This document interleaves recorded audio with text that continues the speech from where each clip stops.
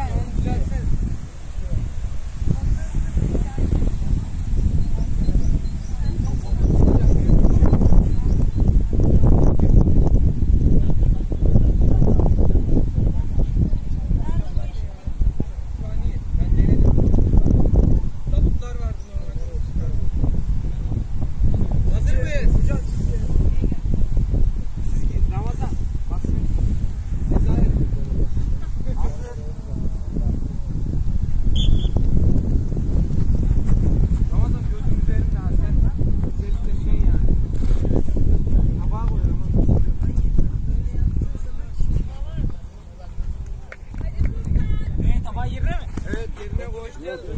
Ramazan topu düştü ya. Hocam ikisini birlikte atıyor bu. Büyüğün içine girdi.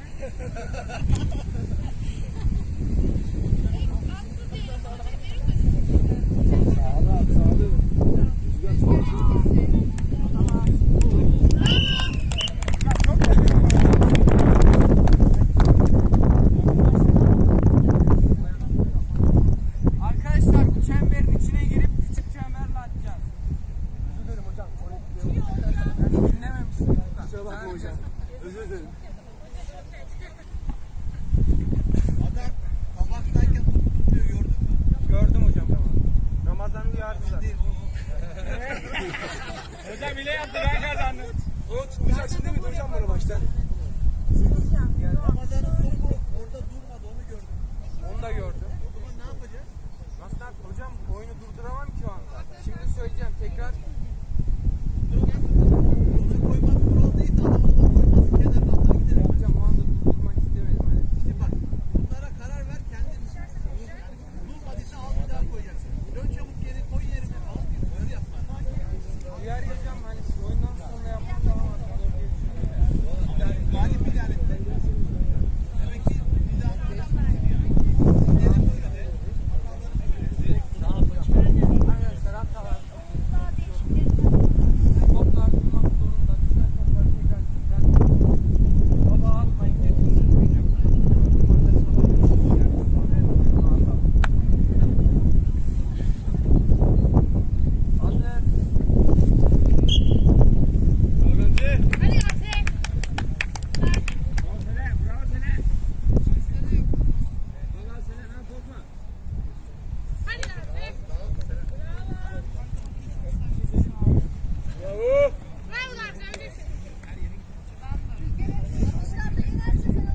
Evet, 1'de 1. Evet. Hadi Gamze. Hadi Gamze. Evet, hoş geldin. Gamze 3 hadi.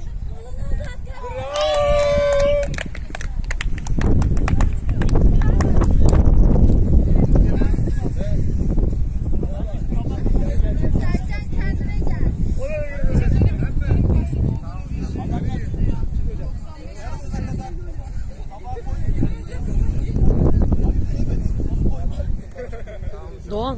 Doğan, tabağa üçünü beraber koyup dağıtsınlar.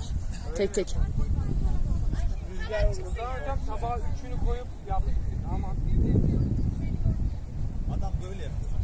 şöyle aslan. Hocam tabağı çıkartalım. Şuraya geldi. Bunu alacağım, burada koyacaksın. Tamam tabağa koyalım. Hocam ben de üçüne koyalım. Arkadaşlar tabağı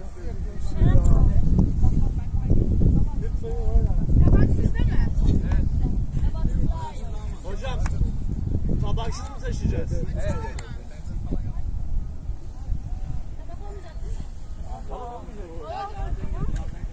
Tabak geldi. Oraya koyacağım. Sadece tabak yok. Tabak baş. Hazır. Ben bilmiyordum sağ ol. Hazır. Daha yavaş yap. Hadi bakalım. Hocam bana hızlı yap biraz ya. Seni falan Vur istersen bunu.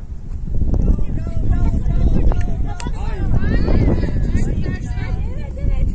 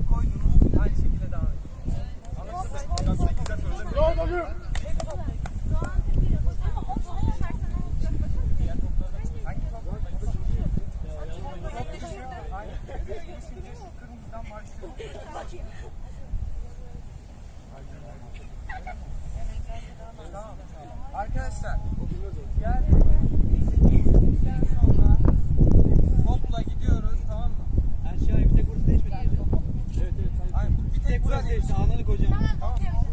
Sonra topları yine aynı şekilde yerleştirin. Parkur aynı şekilde devam edin. Hocam 8 yaptım, top buraya bıraktım. Bırakma yok. Atışı Topu bırakıyorsun sonra. Top bırakma yok. Buraya geliyorsun, bırakıyorsun. tamam hocam. Top bırakıp devam et. Anlaşıldı mı? Hocam top buraya bırak. Kişiye